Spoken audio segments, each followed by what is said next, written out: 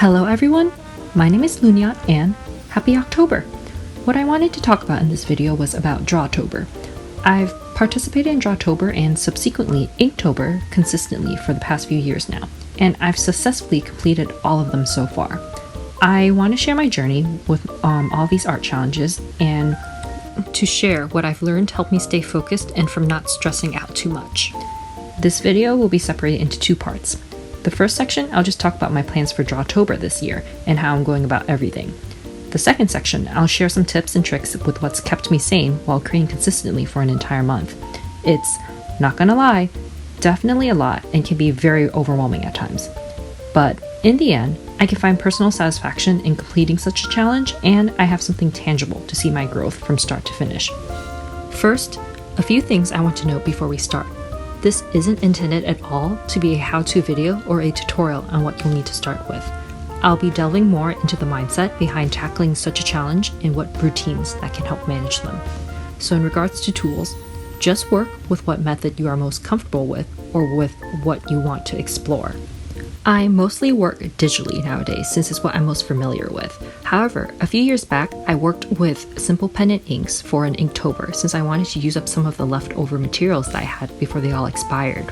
Working with a medium you're most excited about or just like really enthusiastic to want to learn is a great motivator to keep on working at it until you reach your end goal. Secondly, I know it's already the first week of October and so many of these challenges have already started. But I believe it's never too late to jump in.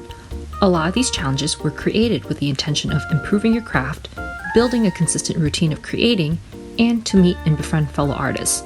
Jumping in at any point is better than nothing at all, since you're still creating and making progress.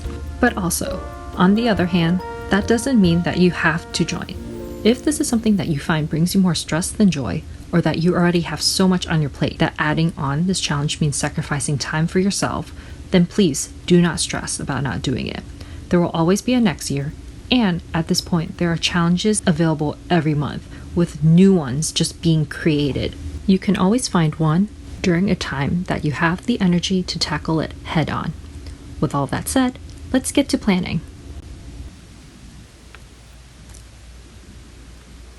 So, like Inktober, Drawtober is an annual drawing challenge done each year during October. There are a set of official prompts, but participants can choose to either go with the official prompts or make their own. I usually go with my own. I find it more freeing and I'm more eager to work with the prompts consistently this way. When making my own prompts, I tend to follow this personal guideline. I make a central theme to have all of the drawings stay mostly consistent together with each other, followed by a rule that I need to follow. This rule is meant to restrict the theme a bit so that I won't feel too overwhelmed with all of the possibilities of ideas and end up freezing, debating on what to draw and being stuck. Similarly, I won't fall back on my comfort drawings, what I tend to prefer to draw. This will kind of push me out of my comfort zone and to basically creatively work my brain to find a solution to the given prompts. Some examples of prompts that you can use could be like for cats. So you want to have cats as your main theme, but then your rule can be something like you can only have the cats like doing action poses, or just want them all be dressed up for spooky costumes for the entire challenge, which actually sounds really cute. This year, I was a bit stumped initially in what I wanted to do with Sokoku. I was going through a few ideas before settling on one that felt like it was possible to finish. Originally, I was really tempted to do an entire month of challenge where it's just Chuya and Dazai in themed Halloween costumes each day, but I wasn't too sure if I'd be able to completely like plan out or figure out cleanly what I wanted to draw for each of them, since I've done a lot of like Halloween costumes in the past.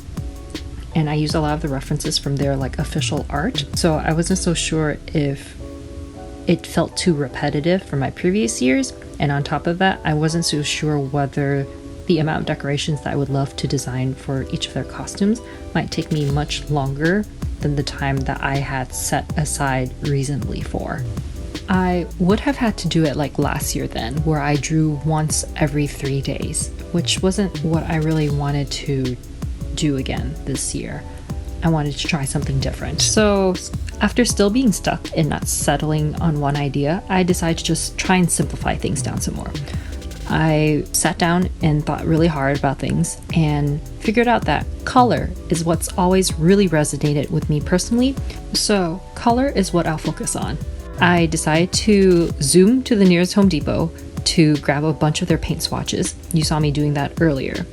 And I basically decided to use that as my set of rules for this year.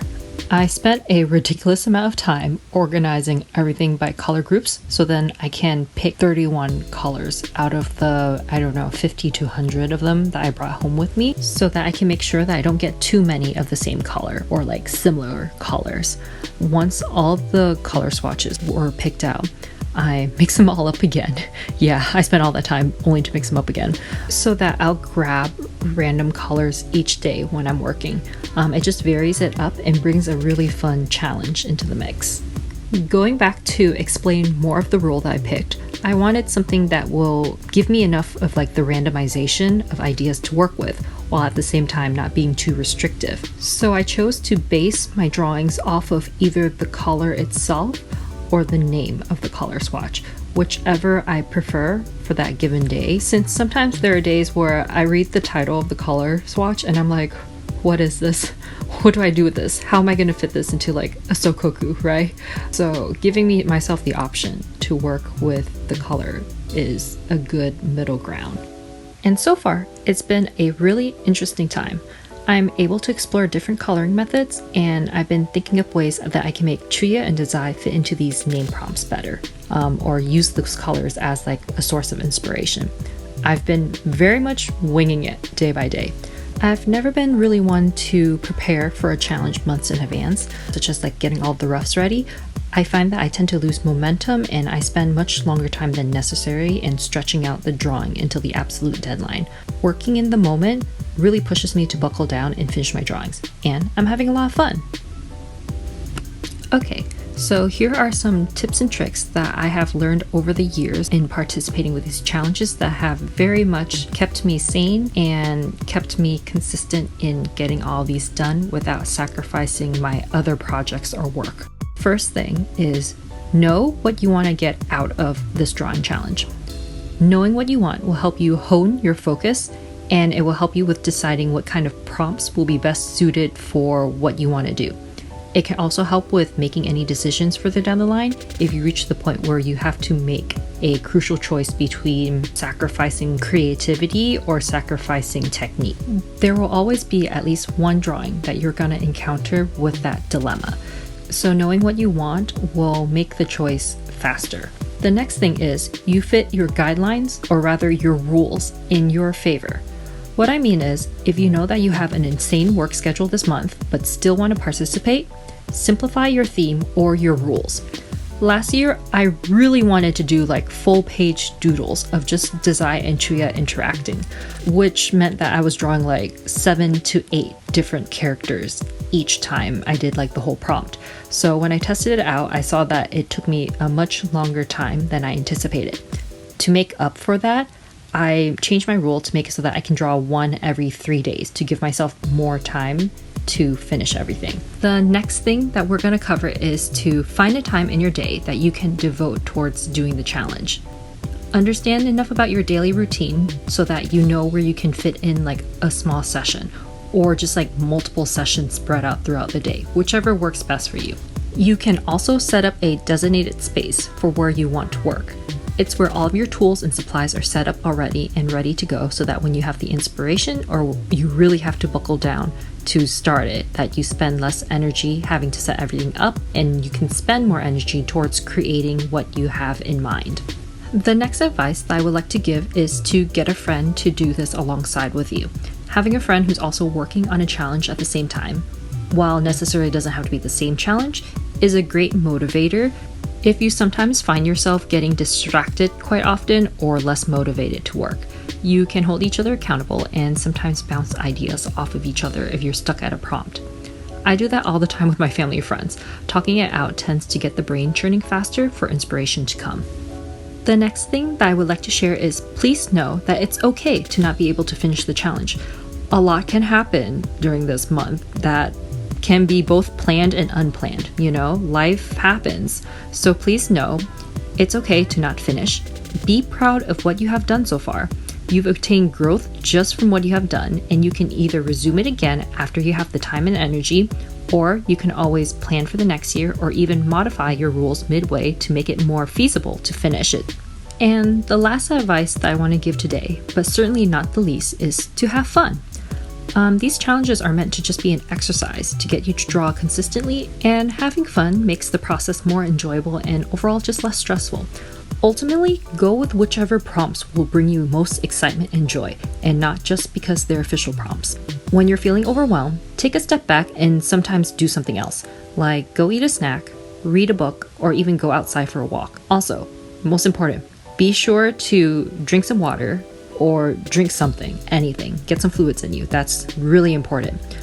Focusing too long at the same drawing and staying in one position can be really bad for your body. Your mind can also sometimes end up hyper-focusing, and you can end up getting tunnel vision on certain aspects of the drawing that you can't just get it right and perfectly, and that's just going to lead you to more stress and just a really bad time overall. Taking the break allows both your body and mind to reset, and sometimes along the way you'll find inspiration while working on a different activity. Just remember to take things one day at a time, step by step. I know you can do it. I believe in you. So these are the advice that I found most helpful to me over the years.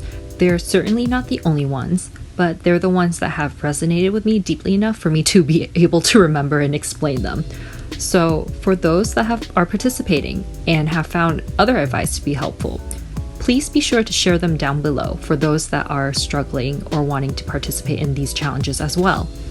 If you'd like to see my art or want to follow along on my journey in Drawtober this year, feel free to follow me on my Instagram at moonfishghost. Also, special shout out to all of my supporters on Ko-fi. Your support means the world, and I'm always thankful that you enjoy my art enough to continue supporting me on there. Thank you so much again. So as we're nearing the end of this video, I hope you've enjoyed it or have found this helpful in any way. Please let me know what else you'd like for me to talk about, or if you have any questions. Have a wonderful time creating more artwork if and when you have the chance, and thank you for watching this far. Take care everyone, and I will see you next time. Bye!